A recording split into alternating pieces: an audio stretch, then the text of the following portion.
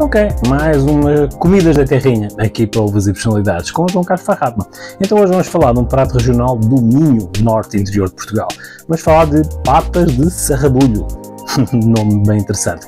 Então vamos voltar um pouco na história. Vamos falar da época do século XIV em Portugal. Ou seja, século XIV estamos a apanhar uma fase posterior à decadência da Europa perante a questão da peste negra que lá houve. Papas de sarrabulho, então havia aquela questão de que muitas vezes a comida da população seria nomeadamente e só exclusivamente à base de pão.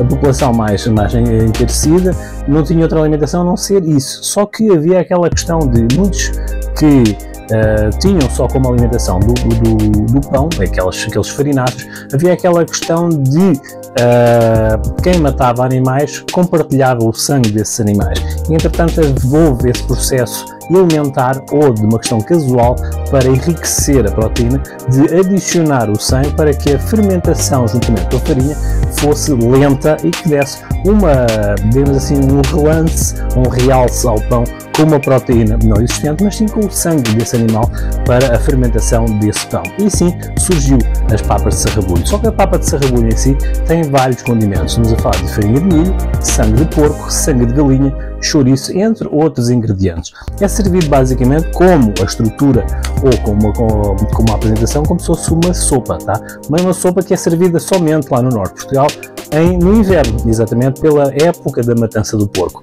Estamos a falar de um prato que foi evoluindo ao longo do tempo, exatamente pela questão do sarrabulho, ou da mistura, de alguma forma, de proteínas, que de alguma forma nós reinventamos o prato, exatamente como nós costumamos dizer, nós temos aquela questão de reaproveitamento do não desperdício ou reinvenção de um prato que de alguma forma é regional.